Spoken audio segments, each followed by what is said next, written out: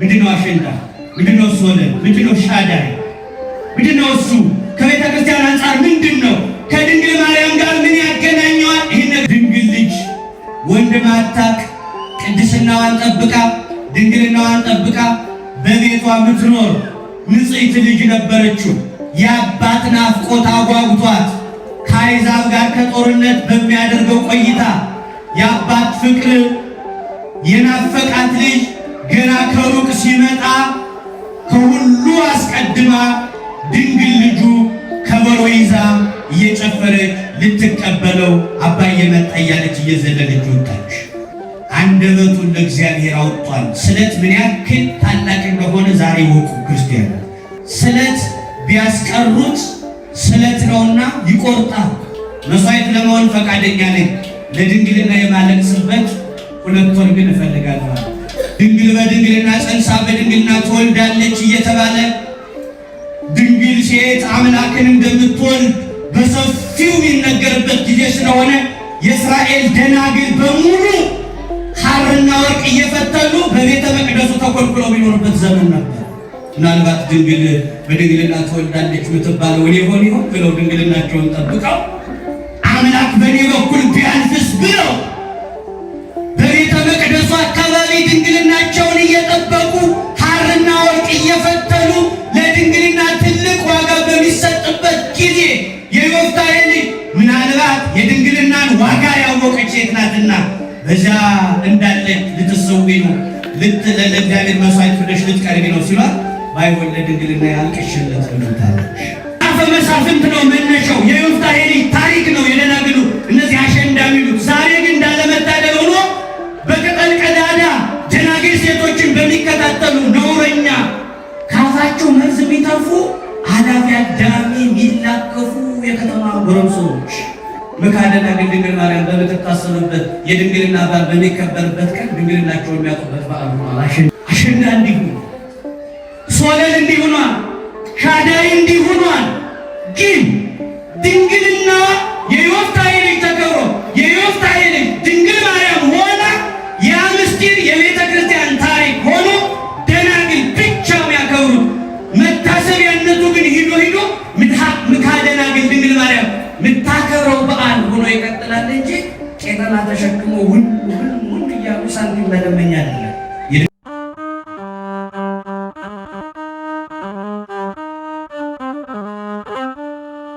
ሊቃውንተ ቤተ ክርስቲያን፣ የተከበራችሁ እግዚአብሔር ሰዎች፣ ምዕመናን ወንዶችም ሴቶችም በልዑል አምላክ በሕያው እግዚአብሔር ፍጹም ሰላም እንደሚሰነበታችሁ ወደ ሐሳቤ ልግባና እንዳልወስድባችሁ ጊዜ አዋቂ ሕዝብ ነው፣ የተማረ ሕዝብ ነው፣ መንፈሳዊ ሕዝብ ነው። የሚያርስን በሬ በጅራፍ ጠቀስ እያደረጉ በርታይ ማለት ያክል እንጂ የባህር ዳር ሕዝብ ድንቅ ሕዝብ ነው። በየሄደበት በታምራት በሚመስል መልኩ መቼስ የህንፃ ቤተ ክርስቲያን የሕዝብ ከሌለ በዚህ ደረጃ ማይታሰብ ነውና ግዙፉ ቤተ መቅደስ በየወሩ በየጊዜው እንደ ሕፃን ልጅ ቁመቱ እያደገ የምናይበት ጊዜ ነው። በእውነት በዚህ እግዚአብሔር ስም የተመሰገነ ይሁን። እልል ብላችሁ እግዚአብሔርን ብታመሰግኑት ደስ ይለኛል። መልካም። የምንነጋገርበት የትምህርታችን ርዕስ የዮፍታሔ ልጅ ሚል ነው። ሁላችሁም ድምፃችሁን ከፍ አድርጋችሁ አደራ በመብራን ይህን ቃል ተናገሩ። የዮፍታሔ ልጅ በሉ፣ ድገሙት፣ ይሰልሱት። የትምህርታችን ርዕስ ነው የዮፍታሔ ልጅ። ቀለል አድርጌ ነው ርዕሱን የመረጥኩት። የዮፍታሔ ልጅ አሁን እሱ እቺ የዮፍታሔ ልጅ ማናት? የዮፍታሔ ልጅ ማናት? ለእኛስ በዚህ ወቅት የሚባልንና የሚጠቅመንን የእግዚአብሔር ቃል ምንሰማበት ጊዜው በራሱ ወቅቱ ይጋርደናል። ወቅቱ አጥሮ ይዘናል። ወደ ሌላ እንዳንሄድ ቤተ ክርስቲያን ተሰርታ ያለቀች ናትና ተሰርቶ ባለቀ ቤተ ክርስቲያን ተጠንቅቆ መኖር ነው የኛ ድርሻ። አዲስ ነገር አንድ አስተማሪ ከዚህ ላይ ተነስቶ የሚፈጥረው ነገር የለውም። ቤተ ክርስቲያኒቱ እድሜ ለዋኖቻችን ለአባቶቻችን ውብ አድርገው ዘመን ተሻጋሪ አድርገው ሰርተው ጨርሰዋታል በደማቸው። ቤተ ክርስቲያን ተሰርታ ያለቀች ናት። ምን ጨምረው የለም። ምናልባት ሰርተው አደራ ጥብቅ ሰማይ ሩቅ ብለው ከሰጡን ከአባቶቻችን የተቀበልናት ቤተ ክርስቲያን እንዳይጎልብን ከነበደላችንም ቢሆን እየተንገዳገድን ባለን ዘመን ያቅማችን ከእግዚአብሔር ጋር ሰርቶ ለእግዚአብሔር ምክንያት ሆኖ ለማለፍ እንጂ ቤተ ክርስቲያን ተሰርታ ያለቀች ናት። ምዕመናን ታውቃላችሁ። በዚህ በተሰራች ቤተ ክርስቲያን ውስጥ ተጠንቅቆ መኖር ነው የአገልጋዩም የሕዝቡም ድርሻ። ከዚህ ያፈነገጥን ዕለት የሚመጣውን ነገር መሸከም ስለማይቻል ነፍስ ስጋችን የሚጠበቅበት የቤተ ክርስቲያኗ ህልውናና ልዕልና ስለሆነ ማለት ነው። ድጋሜ በሉት የወፍታሔ ልጅ በሉ። እችንን ሴት የምናገኛት ምዕመናን በመጽሐፈ መሳፍንት ምዕራፍ 11 ላይ ያለች ሴት ናት። በጣም አሳዛኝ ሴት ናት። ይህ ወቅት እንደምታውቁት የእመቤታችን የቅድስት ድንግል ማርያምን ሁለቱን ሳምንት አክብረን ዛሬ ደግሞ ሶስተኛው ሳምንት እስከ 21 ድረስ መታሰቢያ ነው። የእመቤታችን ነው፣ አይነካም። ይህ ሳምንት እመቤታችን ነው። በዝማሬያችንም በአገልግሎታችንም ቤተ ክርስቲያን የምታስታውሳት የእመቤታችን መታሰቢያ ወር ነው። ሰፊውን እመቤታችን በሱባኤ የተገኘች እናት ናት። በሱባኤ ወላጆቿ አገኟት። በሱባኤ ሐዋርያት የፈለጉትን አገኙ። እኛም እንደ ሐዋርያት የልባችን መሻት በሷ በኩል እንዲፈጸምልን ስለ እመቤታችን አብዝተን የምንነጋገርበት ዕለታቱ በራሱ የእርሷ መታሰቢያ ሆኖ ታላቁ ቅዱሱ መልአክ ቅዱስ ገብርኤል ደግሞ ከእመቤታችን ጋር ያለውን ትስስር ሁላችንም እናውቃለን። በፊቷ አደግድጎ በትህትና እየሰገደ በፊቷ ጸጋን የተመላሽ ሆይ እያለ ያልተከፈለ ጸጋ እንዳላት የተናገረ መልአክ ከቅዱሱ መልአክ ጋር ቅድስት ድንግል ማርያምን እያሰብን በምናደርገው ቆይታ እንዲያስተምረን መልካም ፈቃዱ ይሁንልን። የዮፍታሔ ልጅ ማለት መጽሐፈ መሳፍንት ምዕራፍ 11 ላይ ስንሄድ ዮፍታሔ የሚባል በስጋዊ ጉልበት በጣም ብርቱ የሆነ ሰው፣ ኃይል መላካዊ፣ ኃይል መንፈሳዊ፣ ኃይል ስጋዊ የሚባሉ ነገሮች አሉ። ኃይል መላካዊ ማለት ለቅዱሳን መላእክት ለቅዱስ ገብርኤል ለሌሎችም መላእክት የተሰጣቸው ኃይል ነው። ኃይል መላካዊ የሚባሉ ኃይል መላካዊ ማለት በተፈጥሮ እግዚአብሔር ለመላእክት የተሰጣቸውን ኃይል ሰው ተናግሮ ሊጨርሰው አይችልም። ሲፈጠሩ ለመላእክት ሰጣቸው ትልና ቤተ ክርስቲያን ምን ትላለች? ለመላእክት ሲፈጠሩ ብቻ አይደለም ኃይል የሰጣቸው። የነ ቅዱስ ገብርኤል ኃይል በተፈጥሮ ብቻ አይደለም፣ ዛሬም በእርዳታ ምክንያት በየጊዜው ሲጨመርላቸው ይኖራል። ኃይል በየቀኑ የሚጨመርለት መልአክ ነው ቅዱስ ገብርኤል። ቅዱስ ገብርኤል ይህን አድርጓል ከተባለ እንዴት አደረገው አይባልም። በየቀኑ ረድኤተ እግዚአብሔር የሚጨመርለት የእግዚአብሔር ረድኤት ኃይል የሚባለው ከእግዚአብሔር ቀጥሎ ለመላእክት በየቀኑ እየተጨመረላቸው የሚሄዱ ቅዱሳን መላእክት ናቸው። ኃይል መላእካዊ በየቀኑ በየጊዜው የሚሰጣቸው ነው። ኃይል መንፈሳዊ እንደነ አብርሃም ያለ ይህ መንፈሳዊ ኃይል ሰይጣንን ምንዋጋበት ታውቃላችሁ ምዕመናን። ምንጸልይ መንፈሳዊ ነገር ምናደርግ ውጊያችን ከደምና ከስጋ ጋር አይደለም። ማይታዩ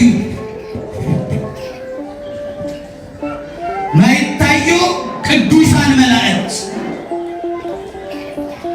ማናያችሁ ረቂቃን መላእክት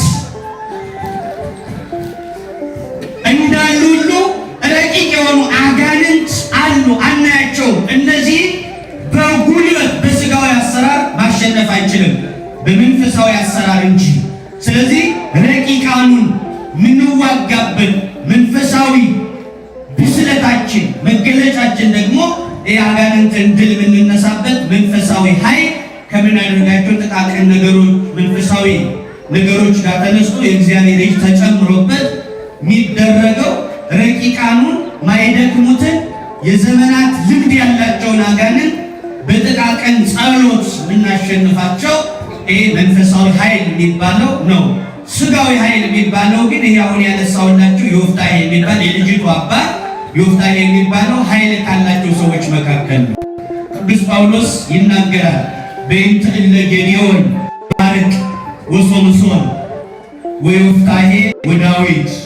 ስለነ ጌዴዎን፣ ስለነ ሶምሶን፣ ስለነ ዳዊት፣ ስለነ ዮፍታሔ እነግራችሁ ዘንድ እፈልግ ነበር። ወባህቱ አምጣነ ተሶረለቴ የእነዚህን ጀግኖች አርበኞች ታሪክ ዘርዝሮ ለመንገር ግን ቀን ያጥረኛል፣ ጊዜ ያጥረኛል ብሎ ስማቸውን ጠርቶ ብቻ ይዘጋዋል ቅዱስ ጳውሎስ።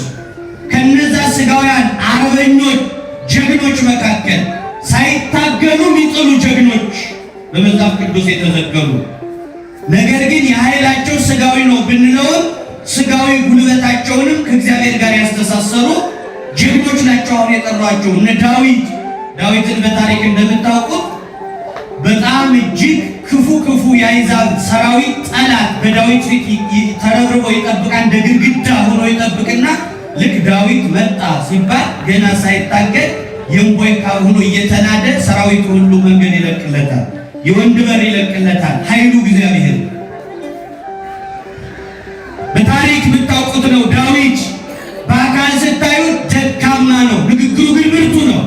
ኃይሉም እግዚአብሔር ነው። ጎልያድ ከኔ ቁመት በላይ ሌላ ቁመት የተጨመረበት ግዙፍና ረዥም ወፍራም ሰው ቢሆንም የዳዊት ወንድሞች ጎልያድን አይተው ከዚህ ጋር ማን ይገጥማል ሲሉ ዳዊት ይሄን ማን ይስታል ብሎ የገጠመ ጀግና ነው። ሌሎች ማን እዚህ ጋር ይገጥማል ሲሉ እሱ ግን ይሄን ማን ይስታል አለ። ማይሳት ነው ጎልያድ ተጨፍነው ቢወረውሩ ማይሳተል ከግዝፈቱ ይደርስ እና ወገኖቼ ዮፍታሔ ጠንካራ ብርቱ ነበር። ነገር ግን አንድ የታሪክ ግሽበት የገጠመው ነው። ይሄ አባቱ ብዙ ልጆች ወንድ ልጆች ወልዷል። ይሄኛውን ዮፍታሔ የሚባለውን ልጅ ግን ከሌላ ሴት ከሕግ ሚስቱ ሳይሆን ሕግ ተላልፎ ከሌላ ሴት የተወለደ ነው። ዮፍታሔ ብዙ ልጆች ከሕግ ሚስቱ የተወለዱ አሉ። በዝሙት ከሕግ ውጭ የተወለደ ዮፍታሔ የሚባለው ግን በልጆች መካከል አብሮ ሲኖር አንተ ከዘማ ሴት ከሕግ ውጭ የተወለድክ ስለሆን በምንም ታምር ከኛ ጋር የአባታችን ርስት መውረስ አትችልም ብለው ወንድሞቹ በእናት ስለማይገናኙ አጥንት ቆጥረው አባለው ርስት እንዳይወርስ። አያቸው አጥንት ቆጥረው በአባት አንድ ቢሆኑ የአባታቸው ልጅ ቢሆኑ ትንሽ ዘር ሲያጠኑ ራቅ ያለ ነው፣ በእናት ከሌላ ነው። ስለዚህ አንተ በፍጹም ከሌላ የተወለደ ሆነ ሳለ ከኛ ጋር አብረህ መብላት፣ መጠጣት፣ መቀመጥ፣ በታሪክ ርስት መውረስ አትችልም ብለው ግሉል አደረጉት፣ አባረሩት። ምናልባት እናንተም እንደምታውቀው ከዚህኛው ታሪክ ይልቅ ይህኛውን ታሪክ የሚያስንቅ በየሰፈራችሁ የምታውቁት ታሪክ ይኖራል። በዘመናችሁ ጥቂት ነገር ፈልጋችሁ በርስት በጉልት በመሬት ደም የተቃባውን በመሬት ማረሚያ ቤት የወደቀውን ታዛቢ ይቁጠረው። በጣም ብዙ ነው። ከዮፍታሔ ታሪክ ይልቅ በጥቃቅን ልዩነት በምድራዊ ጥቅም መንፈሳዊ ማንነታችን ያጣን ሰው ከሰውነት የወጣን በጣም ብዙ ሰዎች ነው። የሆነውን ይህን ሰው አባረሩት አታስፈልግም ብለው። ነገር ግን ሞዓብ የሚባል ጠላት ተነሳባቸው። ደግሞ ጀግና ነው፣ ወንዳ ወንድ ነው። ካሉት ልጆችን ብቻውን ኃይለኛ ክንደ ብርቱ ነው ዮፍታሔ። ርስት እንዳይወርስ ያባረሩትን ጭራሽ ያን የተመኩበትን ርስት ነቃቅሎ የሚያጠፋ ጠላት መጣ።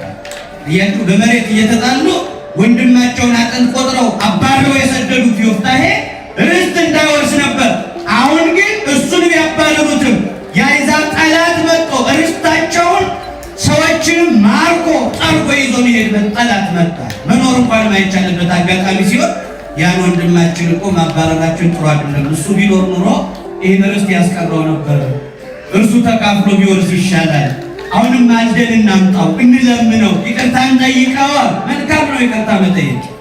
ገፍተው የሰደዱትን ጀግና ለክፉ ቀን ፈለጉት። ከጉልበቱ በታች ተረብርበው ይቅርታ ጠይቀው አመጡት። ምንም ቢሆን እኮ በአባት እንገናኛለን አሉ። አፋቸው ቅቤ ነው፣ ልባቸው ጩቤ ቢሆን አባረው ቢሰዱትም ይቅርታ ጠየቁት። ተንበርክከው አንተ ርስት መውረስ አለብን፣ ሞዓብ ተነስቶብናል ጠላት፣ ይሄንን ተባብረን እናስቀረው፣ እኛም አብረን እንዘምታለን፣ ግን ከፊት አንተ እንድትመራን፣ አንተ ስመ ጥሩ ነህ፣ ጀግና ነህ፣ ከፊት እንድትሰለፍ የጦር መሪ እንድትሆን እባክህ ፈቃደኛ ሁን፣ ቂማችን በቀላችን አትቁጠርብን አሉት። እሺ ብሎ ይቅርታቸውን ተቀብሎ መጣ። ጎበዝ፣ ለይቅርታ መሸነፍ መቻል አለባቸው። ለይቅርታ ተሸንፎ ተመለሱ። የጦር መሪ ይሆናለሁ፣ በኋላ ግን ቃል እንዳትገለብጡ ድሉን ግን እናገኛለን አለ። ንግግሩ በራሱ ሞራልን ይተካል። ይህ ጀግና የጦር መሪ ሆነ። እነሱን ቃል ገቡለት፣ ቃል ላይ ያፈርሱ። ጦርነቱን ሲመራ ግን ምን እንዳደረገ ታውቃላችሁ? ስለተሳለ ይላል። አሁን እናንተ ይኸው ዛሬ መጋቢ ሀብታት እየተናገሩ ነበረ። እንዲህ ስላደረገልኝ እንዲህ ብየው ነበር እንዲህ ሆኜ ነበር ትላላችሁ። ልክ እንደዚህ ምን አለ ይሄ ዮፍታሔ የተባለው ጉልበተኛ ቢሆን የኔ ጉልበት የእግዚአብሔር እጅ ይጨመርበታል። እግዚአብሔር ስራ እንዲሰራ ለእግዚአብሔር መስመር ለቀቀለት። እኔ ጉልበት ቢኖረኝም የጦር መሳሪያ ቢኖርም ከቀኝ ከግራ የተሰለፈ ሰራዊት ቢኖርም አንተ ካልተጨመር ድል ማድረግ አይቻልም። ከአሕዛብ ጋር አንተን ከማያውቁ ለተጠረበ እንጨት ለለዘበ ድንጋይ ለሚንበረከኩ ሕዝብ ርስት ነቅሎ እንዳይወስድ ለሕዝብ ይህንን ጠላት ባሸንፍ ስመለስ ሳልሰስት ሳልጎመኝ ዓይኔ ከፊት ለፊት ያየውን ላንተ አቀርብልሃለሁ ጌታ ሆይ፣ አንተ ግን በጉዞዬ ቅደምልኛል። መድኃኒዓለም ለሁላችንም ከፊት ለፊት ይቅደምልን። አያችሁ የምትሳሉት ስለት እኮ ቀላል አይደለም። ስለትም ጥሩ እኮ ነው። እግዚአብሔር በዚህ በኩል ነፍሳችን ፈልጎ እንዲያገኛት ጉድለታችን እንዲሞላ ዮፍታሔ ቅደም፣ ስለት እሰጥሃለሁ ሳልሰስት ሳልመርጥ ውድ የሆነው ነገር ቢሆን ከድል ስመለስ ዓይኔ ያየው ለአንተ ነው ብሎ ተሳለ። እግዚአብሔርም ስለቱን ሰማው። ስለታችን መድኃኒዓለም ይቀበል። ወገኖቼ ሰው በብዙ ነገር ይጨነቃል። ሲጨንቀው መጥቶ እንባውን የሚያፈስ ከዚህ ቤት ነው። እግዚአብሔር ሆይ ስማኝ ብሎ ሰው በሌለበት ብቻውን እንባውን ጨምቆ አልቅሶ ይሄዳል። ብቻውን የነገረውን በአደባባይ እንዲመሰክር አድርጎ ለወሩ ያቀርበዋል። ወገኖቼ ተመልከቱ። ጸሎቱን ሰምቶ ያን ሁሉ እንደ ቅጠል የበዛ የተትረፈረፈ የአሕዛብ ሰራዊት ድል አድርጎ ወደ ቤቱ ሲመለስ ያልጠበቀው ነገር ገጠመው። ድንግል ልጅ ወንድም አታውቅ፣ ቅድስናዋን ጠብቃ ድንግልናዋን ጠብቃ በቤቷ ምትኖር ንጽሕት ልጅ ነበረችው።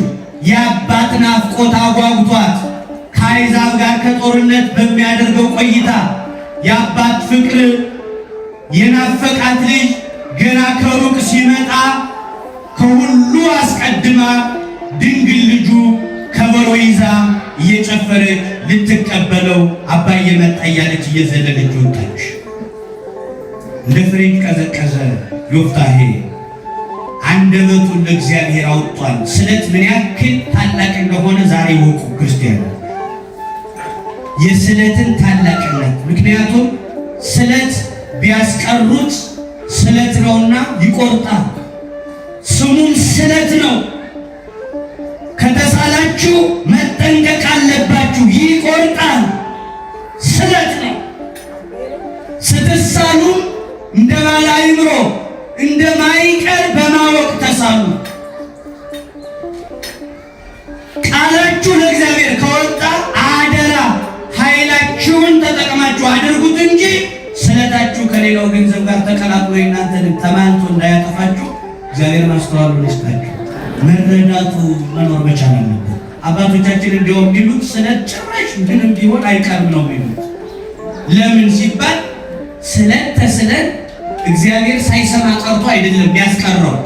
ያ ነገር እንደሚጎዳን ካወቀ ያስቀረዋል። መጽሐፍ ቅዱስ ምን ይላል? ለጥቅማችን ይቀጣናል። እስኪ በሉ በማርያም ሁላችሁ ሴቱም ወንዱም ይናገር። በሉ ሁላችሁ ለጥቅማችን በሉ ይቀጣናል።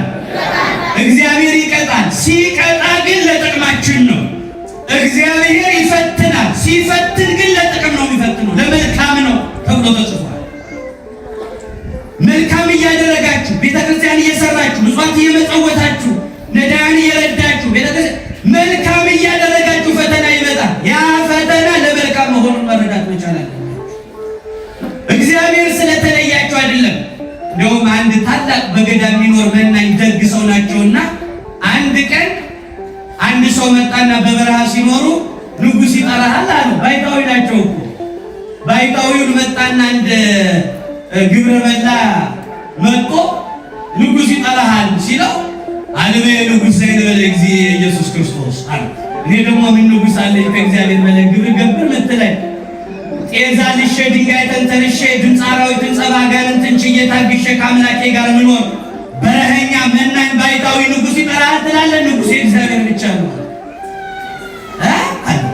ይሄ ዓለም ላይ አይደለ? በራውስ ቢሆን ዓለም ላይ አይደለ? በዓለም እየኖረ ደግሞ ንጉሥ የለኝም ምን አይነት ደፋር መነኩሴ ነው ብሎ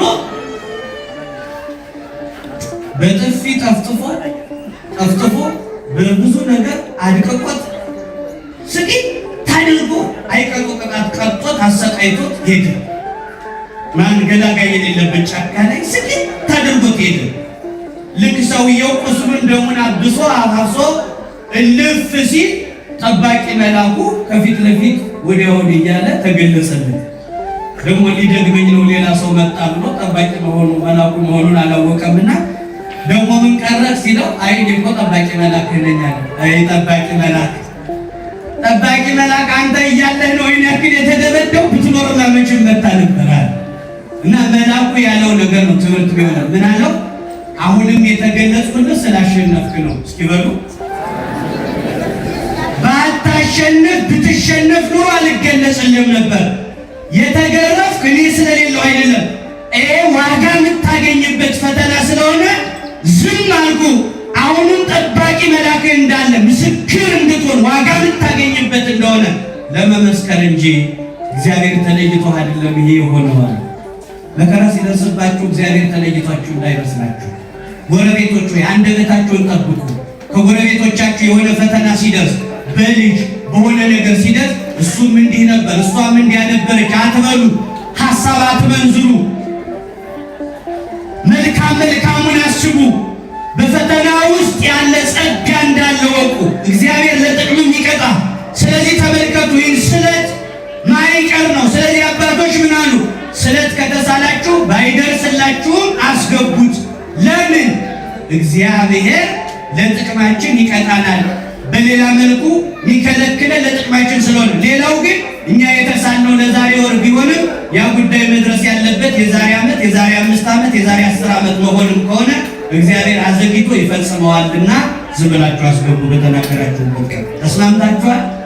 እንዴት አደራችሁ? ዮፍታሔ ቃል ገብቷል።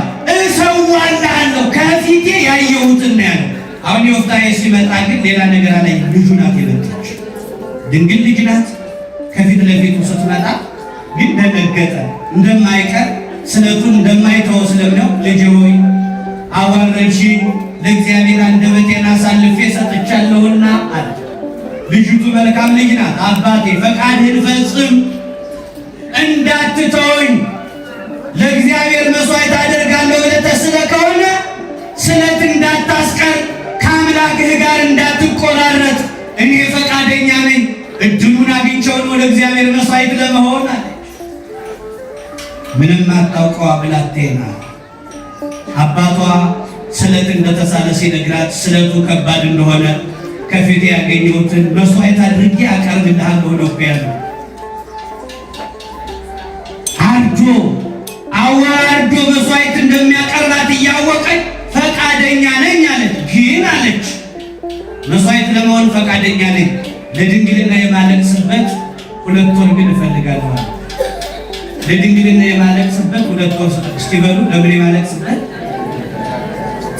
አቤት ወገኖቼ፣ ቅድስና ውሃ ውስጥ እንደገባ ጨው ማንቶ በጠፋበት በዚህ ሰዓት ለደፈረሰው መንፈሳዊ ሕይወታችን የምናለቅስበት ጊዜ አምላካችን ለወላችን ያድርግ። ለድንግልና የማለቅስበት ጊዜ ስጠኝና ሰዋኝ አለች። አዎ ወገኖች ያስፈልጋል። ለጥፋታችን ለሰራነው ነውር የምናለቅስበት ጊዜ፣ ላጎደልነው አምላካዊ ቃል ኪዳን የምናለቅስበት ጊዜ እንደዚች ልጅ ያስፈልገናል። ማለቅስበት ጊዜ ለእግዚአብሔር እኮ ነው መስዋዕት የምትሆነው። ለድንግልና ግን ማልቀስ መቻል አለብን። በዛ ወቅት በተለይ ድንግልና በጣም ብርቅ ነበር። ለምን?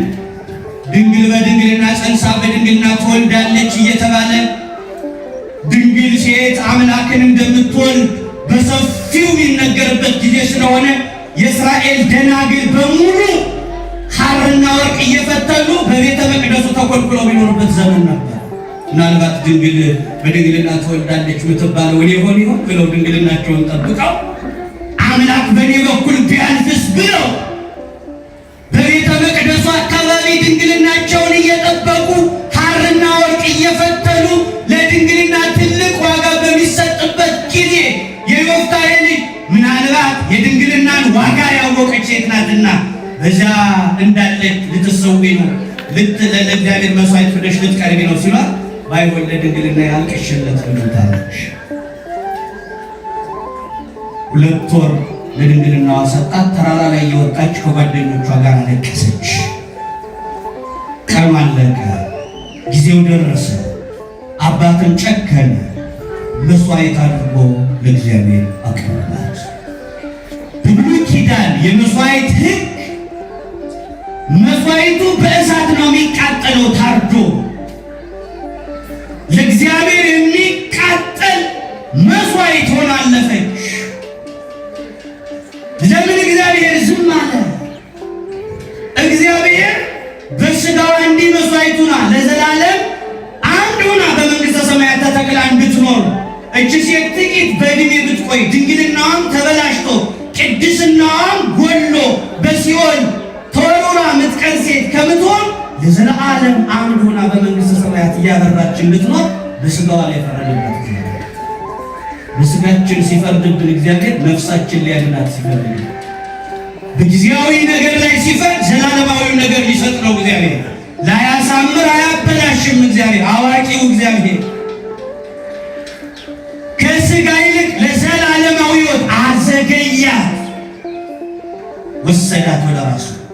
ለእግዚአብሔር ነው መስዋዕትነቱ የቀረበችው። ይኸው ብዙ ሰው አናድር። ሁላችንስ ለዓለም መስዋዕት እየሆነ አይደለ? ለኃጢአት በየቀኑ ዲያብሎስ ኃጢአት እያሰራ አጋንንት መስዋዕት እያደረጉ ለሲኦል የሚያቀርቡን በየቀኑ ሁላችን አለን አይደል? እንኳን ለእግዚአብሔር መስዋዕት መሆን ወገኖች፣ ኃጢአት መስራት እኮ በየቀኑ ለዲያብሎስ መስዋዕት መሆን ነው። ሚጤስ መስዋዕት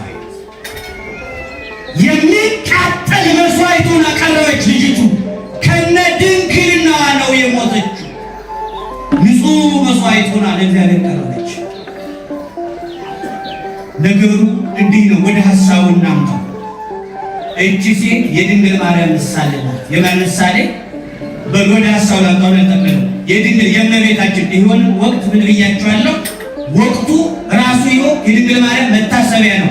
ትናንትና በታላቋ በእመቤታችን ትንሣኤዋን በቅድስት ኪዳነ ምሕረት ያ ሁሉ ዝናብ እያለ ዝናቡን ዝናብ ሳይል ቅዱስ ሕዝብ በእውነት አባቶቻችን በሰይፍ ታርደው ከገቡባት መንግሥት ነው ምንገባ ሚል ስሜት ወደ ውስጡ እየመጣ ረዥም ሰዓት 2 ሰዓት 3 ሰዓት ድረስ የሚጨርስ ቁርባን እየተቆረበ አይታችኋል። ቅድስት ኪዳነ ምሕረትን ትናንትና ክብረን ስንመጣ ከዛ ጀምሮ እስከ 21 ድረስ ክብረ በዓሉ ይቀጥላል። የእመቤታችን መታሰቢያ ነው።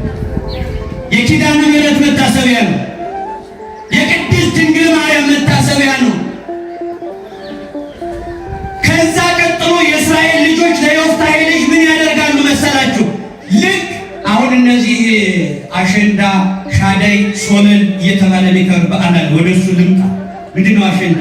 ምንድነው ሶለል? ምንድነው ሻደይ? ምንድነው እሱ? ከቤተ ክርስቲያን አንጻር ምንድነው? ከድንግል ማርያም ጋር ምን ያገናኘዋል? ይህን ነገር ያቸው ነው የሚጨርሰው። እግዚአብሔር ከሁላችን ጋር ይሁን።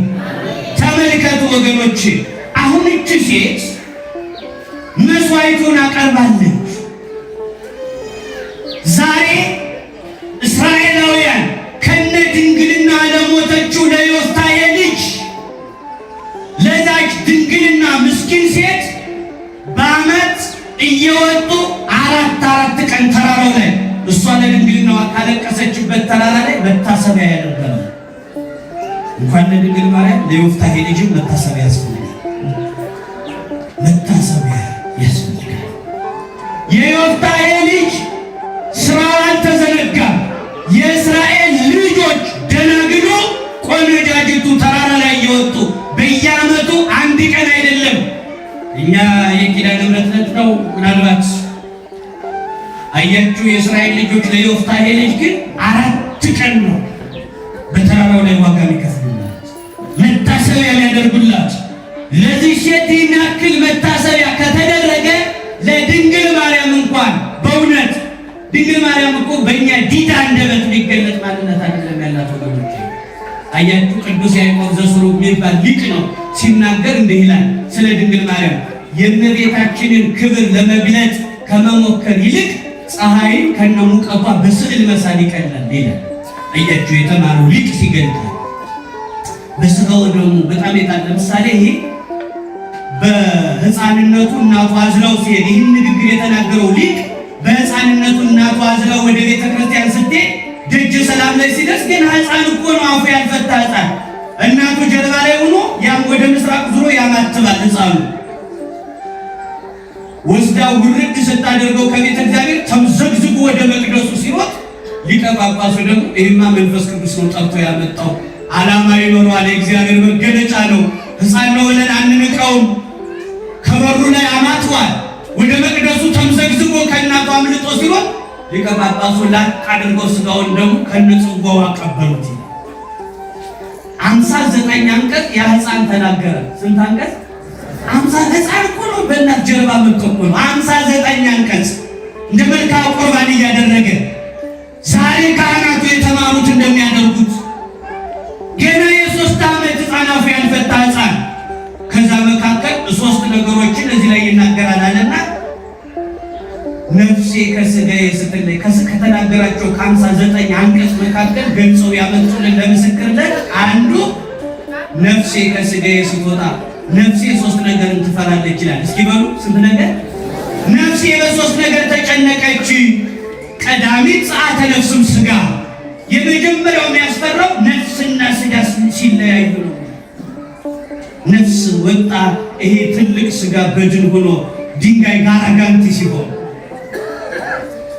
ነፍስ ከስጋ አመት ወጣበት ያ አስጨናቂ ጊዜ ምን ነው ያ ሕፃን የተናገረው? ነፍስ ከስጋ። ሁለተኛው በፈጣሪ ፊት መቆም ነው አለ። ከነ ኃጢአት ከነ በደል ንስሐ ሳይገቡ ለደጀ ሰላሙ ለስጋ ወደሙ ሳይበቁ የበደሉትን ሳይመልሱ የቀሙትን ሳይክሱ በፊቱ መቆም ያስፈራል ይላል የ3 ዓመት ሕፃን። ከዛስ ጸአተ ፍትህ ላይ ይላል እግዚአብሔር ከሚወግዱ ሚለው ያ ከባድ የፍርድ ቃል ያስጨንቃል ሚል ነው ከተናገረው በላይ እና ይልቅ ነው ሲናገር ስለ እመቤታችን ምን አለ? ስለ እመቤታችን እናገራለሁ ብሎ ከመድከም ይልቅ ፀሐይን ከነሙቀቷ በስዕል መሳል ይቀላል። አሁን ፀሐይን ከነሙቀቷ መሳል ይቻላል? ፀሐይን መሳል ይቻላል። ሙቀቷን እንዴት መሳል ይቻላል? ድንግል ማርያም ማለት የምትመስለው ክርስቶስን ነው። ለምን? ብርጭቆ የሚመስለው የያዘውን ስለሆነ። ብርጭቆ ወተት ሲያደርጉበት ይነጣል፣ አልኮል ሲያደርጉበት ይጠቁራል፣ የሆነ ነገር ሲያደርጉበት አከለው ይለውታል። ድንግል ማርያም የጸነሰችው ክርስቶስን ነው። የምትመስለው ክርስቶስን ነው። የአምላክ መልክ ነው ያለው ድንግል ማርያም። ክርስቶስ እንዴት መረጣት? አዳልቷል የሚል ሰውም አንዳንድ ደፋር መናፍቅ አለ። አዳልቷል ሲመጣት የለም እንዲህ አይደለም ማዳላት አይደለም። አንድ ሰው ይላሉ የኛ ሊቃውንት ቤት ሊሰራ ምሰሶ ፈልጎ ወደ ጫካ እንጨት ሊቆርጥ ቢገባ ቀጥ ያለ እንጨት ይቆርጣል እንጂ ወልጋዳ እንጨት አይቆርጥም። አሁን የሚሰራ ሰው ቀጥ ያለ እንጨት ቆረጠ ማለት ወልጋዳውን ካልቆረጠ ተብሎ አይፈረድበትም። እግዚአብሔር ቀጥ ብላ ያገኛት ለፍጹምነት አበቃት። ክብር ምስጋና ለእናታችን ይሁን። ምራን አመስግኑ በደንብ ለሷ ይሁን።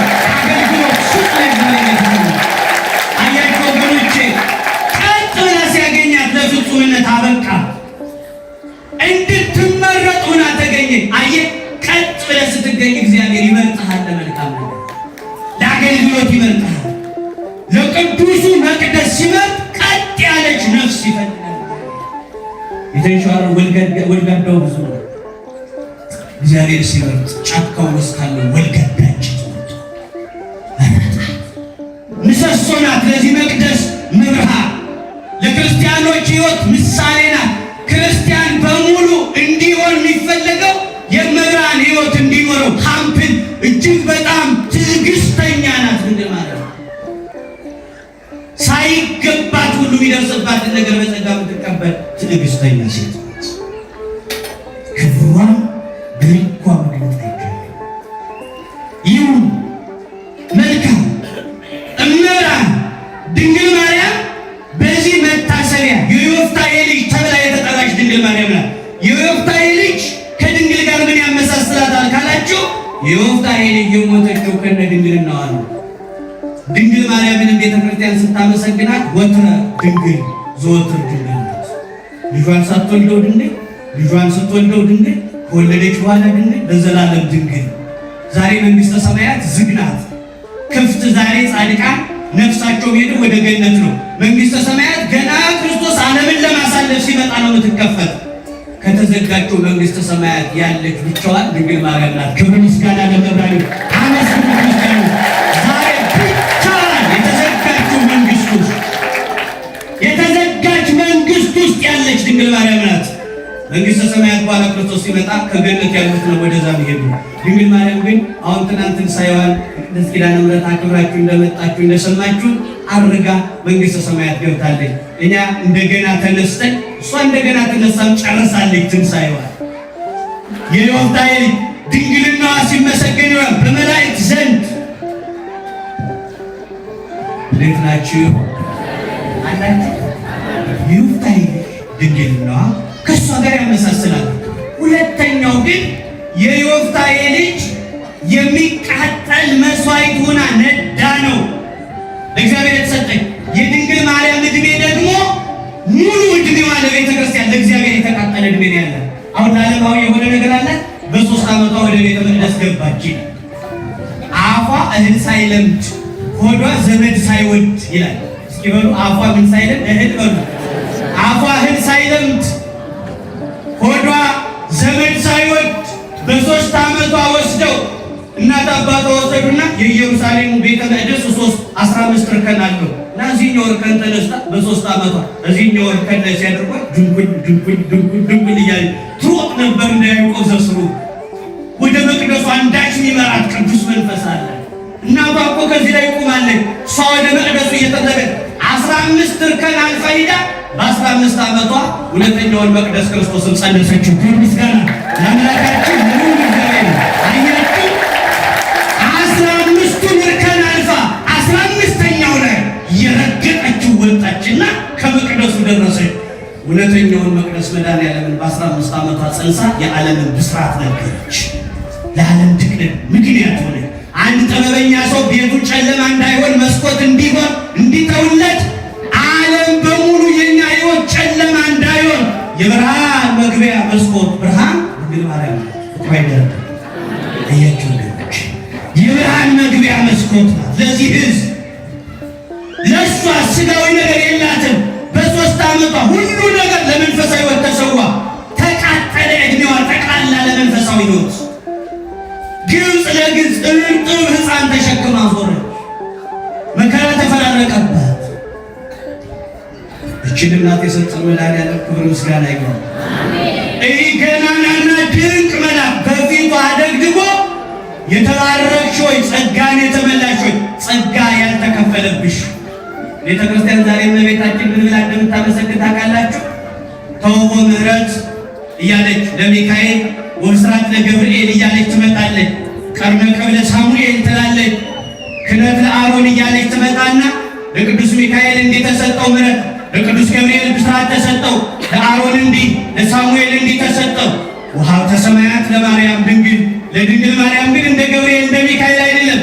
የሰማያት ሀብት በሙሉ ለመብራን ተሰጠ። ሲያመስሏት በማለት የሰማያት አሁን ቅዳሴው ይህን ሳይል አያልፍም።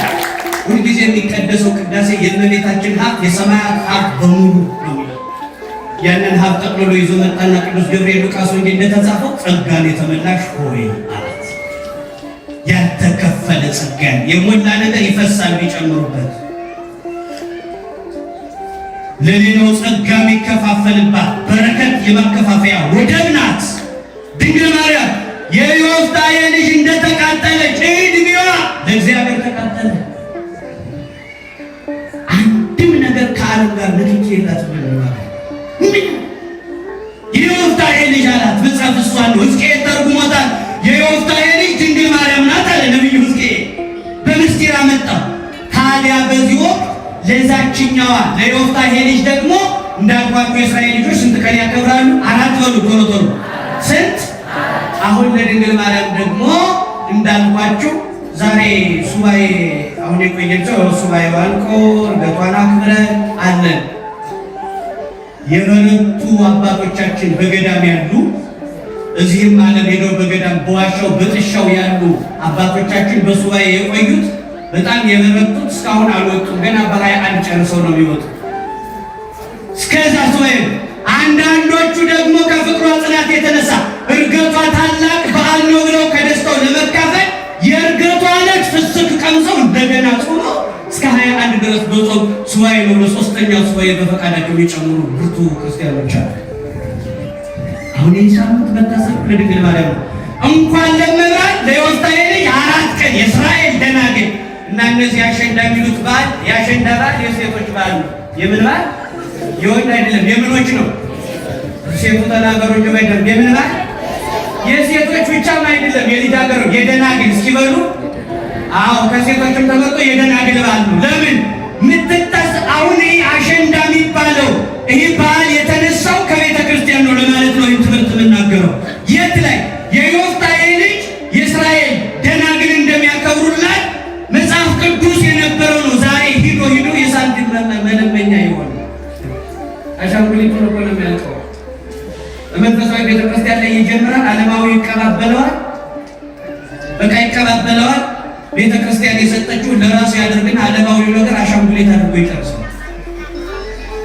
መጽሐፈ መሳፍንት ነው መነሻው። የዮፍታሔ ልጅ ታሪክ ነው የደናግሉ እነዚህ አሸንዳ የሚሉት። ዛሬ ግን እንዳለመታደል ሆኖ በቅጠል ቀዳዳ ደናግል ሴቶችን በሚከታተሉ ነውረኛ ካፋቸው መርዝ የሚተፉ አላፊ አዳሚ የሚላከፉ የከተማ ጎረምሶች ባሉበት ከተማ ዛሬ እነዚህ አሸንዳን የሚያከብሩ ደናግል ግን መካደናግል ድንግል ማርያም በምትታሰብበት የድንግልና በዓል በሚከበርበት ቀን ድንግልናቸውን የሚያውቁበት በዓል ነው። አሸንዳ እንዲሁ ሶለል እንዲሆኗል፣ ሻዳይ እንዲሆኗል። ግን ድንግልና የዮፍታሔ ልጅ ተከብሮ የዮፍታሔ ልጅ ድንግል ማርያም ሆና ያ ምስጢር የቤተ ክርስቲያን ታሪክ ሆኖ ደናግል ብቻ የሚያከብሩት መታሰቢያነቱ ግን ሂዶ ምካደናግል ድንግል ማርያም ምታከብረው በዓል ሆኖ ይቀጥላል እንጂ ቄጠማ ተሸክሞ ውን እያሉ ሳንቲም መለመኛ አይደለም።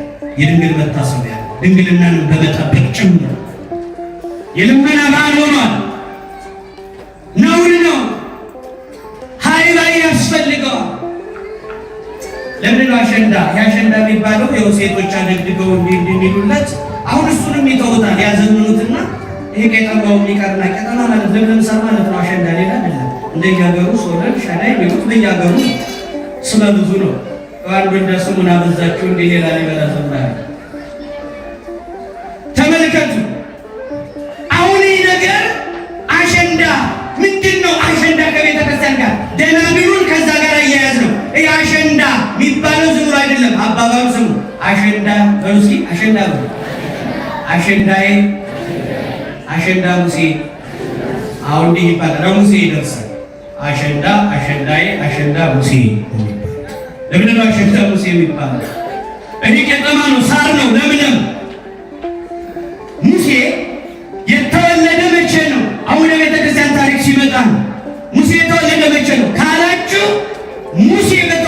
በነበረበት ወቅት ፈርዖን የሚባል የግብፅ ጠማማ ንጉሥ ወንድ ሕፃን ሲወለድ የሚገሉ 2 አዋላጆች ሰይሞ ነበር። ፈርዖን ንጉሡ ወንድ ከተወለደ የእስራኤል ወንድ ጦርነት ይገጥመናል፣ ሴቱን አትግደሉ፣ ወንዱን ግን እያፈኑ በልብሳቸው የሚገሉ 2 እናቶች ፎሃና ሲፓራ የሚባሉ ሕፃን የሚገሉ እናቶች ሾመ፣ በደሞዝ እየተከፈላቸው። እነዚህ እናቶች ስራቸው ምንድን ነው? ስማቸው አዋላጅ። እስኪ በሉ ስማቸው አዋላጅ ነው፣ ስራቸው ገዳይ ናቸው። አዋላጅ ተብለው ተሰብየው ግን የሚገሉ ሕፃናትን፣ ቀኝ ግራ ያለዩ ሕፃናትን፣ ትኩስ ሕፃን የሚገሉ እናቶች ገንዘብ ይከፈላቸዋል። ነገር ግን መቼስ ምንም ቢሆን ሴት ርኅርኅት ናት ይላል መጽሐፋችን። ሴቶች ርኅሩሃን ናቸው። ሥላሴን ቅድስት ይላቸዋል። ለምንድን ነው ሴቶች በሥላሴ ስም የተጠሩ? ቅድስት ቢለው ቅጽል ለምን ነው ለሴት የተቀጸለ? የሥላሴንና ሥላሴ ርኅሩሃን ናቸው፣ ሴትን ርኅርኅት ናት ይላሉ። ቸር ስለሆኑ ይራራሉና። በእውነት እነዚህ እንኳን የግብፅ ሰዎች ደሞዛችን ይቅርብን እንጂ እነዚህን ሕፃናትን አንገልም ብለው እጃቸውን ሰበሰቡ። ፈርዖን እንዳልገደሉ ሲያውቅ ለምን ብሎ ሊያስገድል ሲጠራቸው እግዚአብሔር አንደበታቸው ላይ መልስ አዘጋጀ ይላል። ለወዳጆቹ እግዚአብሔር መልስ አለው። ምን አሉ? የዕብራውያን የእስራኤል ሴቶች እኮ እንደ ግብፅ ሴቶች ምጥ አይጠነክርባቸው፣ ስም እግዚአብሔር ይጠራሉ፣ ራሱ እግዚአብሔር ነው አዋላጃቸው አሉ። አዋላጃቸው ማለት ነው። አዎ እግዚአብሔር ስም ይጠራል፣ ወዲያውኑ አዋላጅ ሳይደርስ ይወልዳሉ። ምን እናድርግ አሉ ሴቶች። መልስ እንዲያ ከሆነ የግድያው ስንት ይቀየር ተባለ። የግድያው ስንት ምን ይሁን? አዋላጆች ይሁንና ወንድ ሲወለድ ሲያስነጥስ ወንድ ልጅ ይታወቃል። ይህንን ቀረብ እያሉ እያነቁ ተከዚ ደይቦ ውስጥ ተባይለ ተከዚ ከባህር ውስጥ ጣሉት አለ። ከባህር ውስጥ ይጣላል። ሁሉም እያነቃችሁ ባህር ውስጥ ጣሉ። አሁን ሁሉ እየታነቀ በሚጣልበት ወቅት ሙሴ ተወለደ። ብርሃን ተስሎበት የተወለደ ልጅ ነው። ይህን ሕፃን እናቱ በጣም ሲጨንቃት እኔ ብይዘው መሞቱ አይቀርም፣ ነጥቀው ወስደው ባህር ይጥሉታል። በደንገል ሳጥን አድርገው እዚህ የውሃው ዳር ለዳር የሚበቅለው ሳር አለ።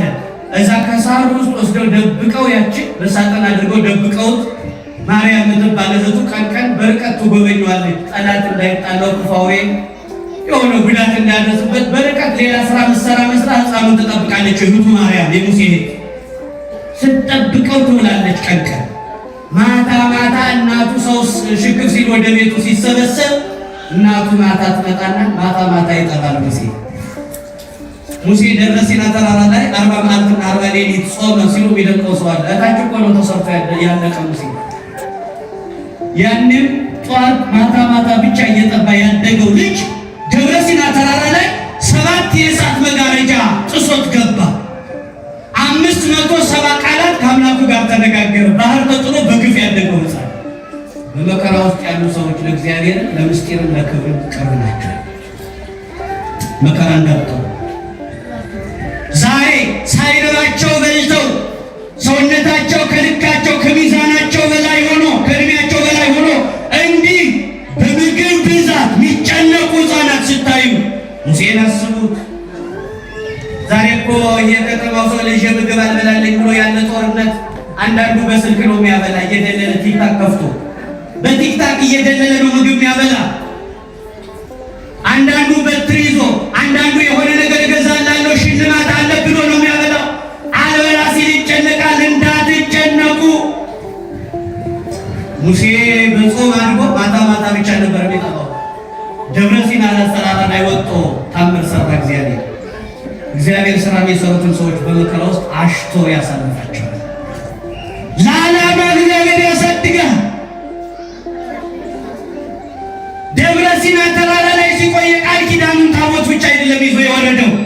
5ቱ መጻሕፍተ ሙሴ የሚባሉ ኦሪት ዘፍጥረት፣ ኦሪት ዘጸአት፣ ኦሪት ዘሌዋውያን፣ ኦሪት ዘኍልቍ፣ ኦሪት ዘዳግም የሚባሉ 5ቱ መጻሕፍት የተራራ ውጤት ናቸው። የጾም ውጤት ናቸው። የሱባኤ ግብረ መልሶች ናቸው። ብቻ ሙሴ ማታ ይጠባል ይብላቴና እና አንድ ቀን የፈርዖን የንጉሱ ልጅ ሕፃን ከባህር የሚያስጥለው ልጅ አትወልድም፣ መካና የልጅ ናፍቆት አምሮት ያለባት ሴት ናት። ወደ ወንዙ ጉማሬውን አዘውን ያመልካሉና ለዚያ ስትወርድ ሰራተኛዋን አስከትላ የንጉሱ ልጅ ስትወርድ የሆነ ሳጥን አየ። አይ ከነጋዴያን ወርቅ አምልጦ መጥቷል ብላ ከፍታ ስታይ ወርቅ የሆነ ሕፃን ምን አለች መሰላችሁ? ይህንንማ የግብፅ ሴቶች አይወልዱትም አለች። ይህማ የዕብራውያን ሴቶች ልጅ መሆን አለበት አለች። የግብፅ ሴት እንዲህ አይነት ፊቱ ላይ ሙሴ ብርሃን ተስሎበት ነው የተወለደው።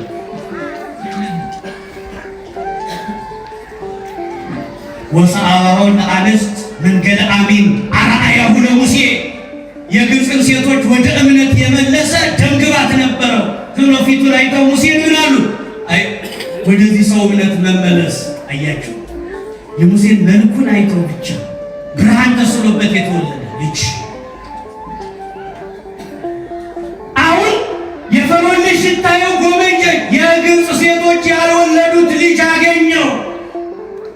ልጄ ተብሎ ይደግልኝ እኔ ላሳድገው መካን ልጅ አላት ልባል እግዚአብሔር ራሱ የሚያመልኩትን የራሳቸውን ሰጠኝ ብላ ተቀብላ ልጁን ወደ ቤቷ ከወሰደች በኋላ ደግሞ ጡት የላትም። ማን ያጠባዋል? ደረቅ ናት የፈርዖን ልጅ።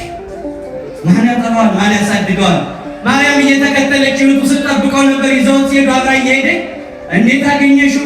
ማን እዚህ ጣለው እያለች ወንድሜ ነው አላለችም? እንዳይገደል የግብፅ ከተባለ አይገደልም፣ የእስራኤል ልጅ ነው ከተባለ እንዳይሞት እንዴት ያምራል፣ ጥሩ ልጅ ነው አደጋ አለበት ትላለች እህቱ ማርያም እየተከተለች። አሳድጊውና ልጅ ይሁንሽ ትላለች እህቱ ማርያም። እና ማሳደግማ ላሳድገው ነበር ግን ጡት የለኝም ማን ያጠባል ያንተ ከዕብራውያን ከእስራኤል ሴቶች ትናንት ልጇ ሞቶባት ባህር ተጥሎባት እኮ ጡቷ የሚፈስ ሊጠባዋት አንድ እናት አለች። እሷን ገንዘብ እየከፈልሻት ለምን ማታጠባልሽ አለቻት።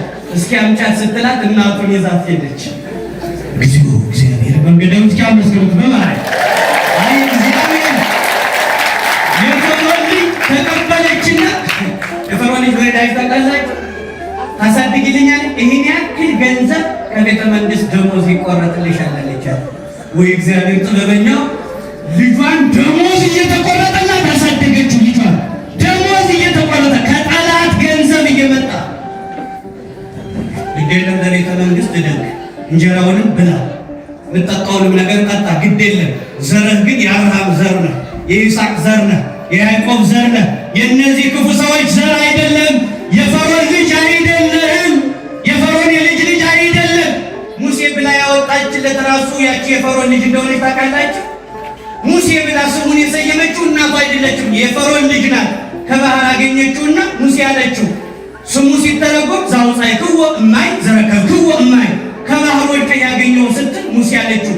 ሙሴ ማለት ሲተረጎም የውሃ ልጅ ማለት ነው። እስኪ በሉ ከውሃ የተገኘ ስትል የሰየመችው የውሃ ልጅ አለ።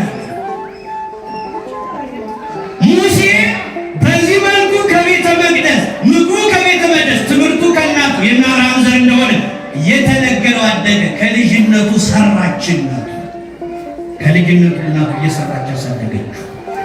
ባደገ ጊዜ ሙሴ የፈርዖን የልጅ ልጅ ነው ሲሉት በተአምኖ ልቆ ሙሴ ክህደ ከመ ኢይበልዎ ወልደ ወለተ ፈርዖን ወፈቀደ ይርምም ምስለ ሕዝበ እግዚአብሔር የሚደለውን አሐቲ ሰዓት በእምነት አድጎ ሙሴ እምቢ አለ።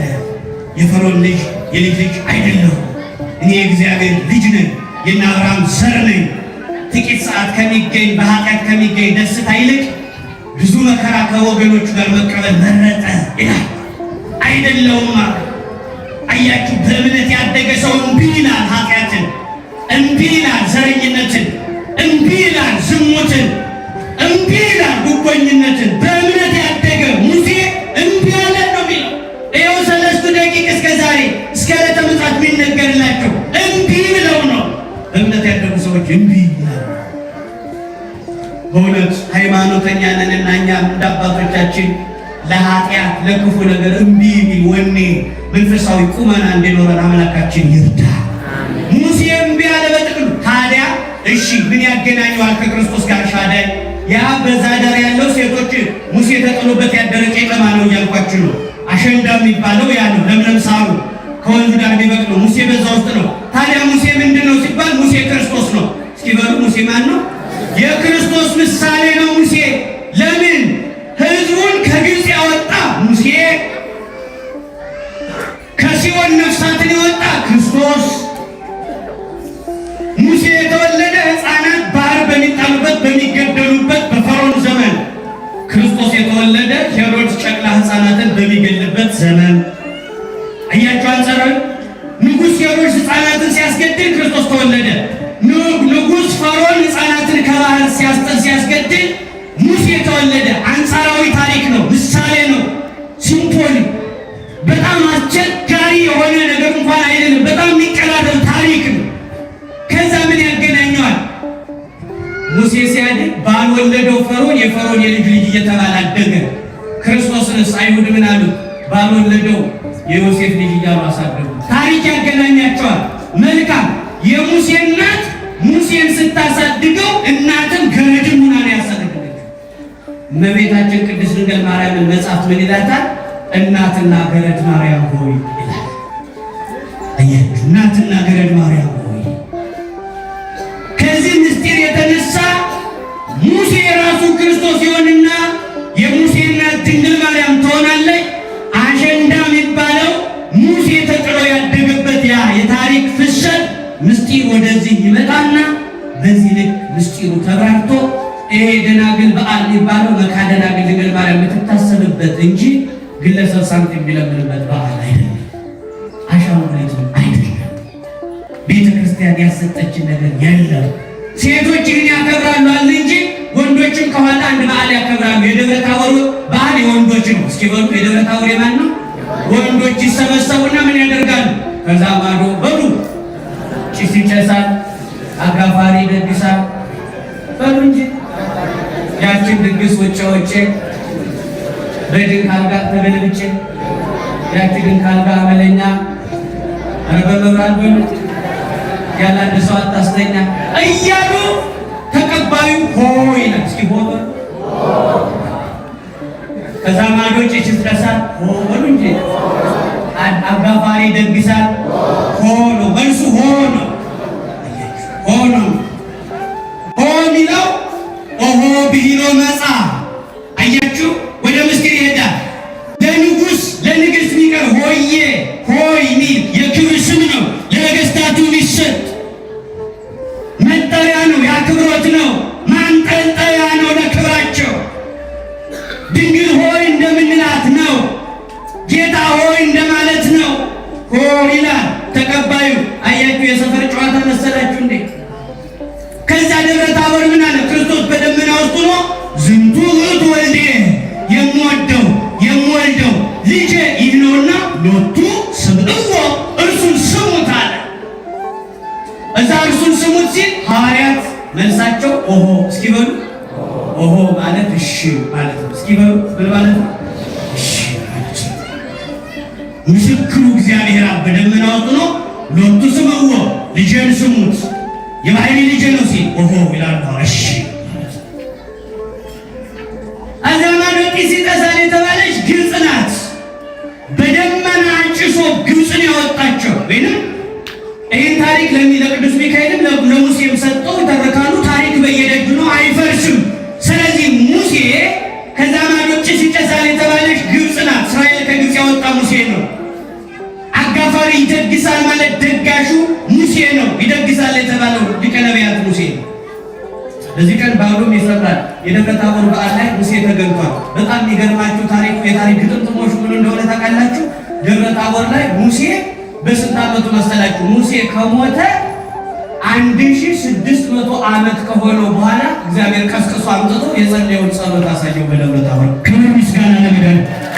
አያችሁ ወገኖቼ፣ አሁን የእናንተ ልጆች እማዬ እንጀራ ሲሉ እንደነበረ እናንተ ምግብ ሰርታችሁ ለማድረስ ደፋ ቀና እያላችሁ እንቅልፍ ወርውሮ ይጥላችኋል። ልጆች ያ እንቅልፍ ሲጥላቸው ሳይበሉ ይተኛሉ። ውሃ ረጭታችሁ ቀስቅሳችሁ እንደምታበሉ የሞተውን ሙሴ ቀስቅሶ የልቡን መሻት የፈጸመ መድኃኔዓለም ክብር ምስጋና ይሁን።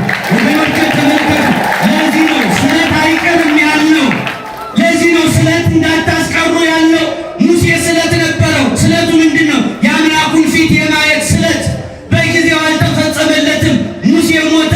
1000 ዓመት 600 ዓመት 1600 ዓመት ሲሆነው ስለቱ ተፈጽሞ ሙሴ በደብረ ሲና የአምላኩን ፊት አየ። ክብር ምስጋና ለልዑል አምላክ ይሁን። ወገኖቼ አያችሁ፣ ዝም ብላችሁ ጸልዩ። በጊዜው እግዚአብሔር ጸሎታችን ይመልሳል። አዘግይቶ ይመግባል እግዚአብሔር፣ በጊዜው ይመልሳል እግዚአብሔር።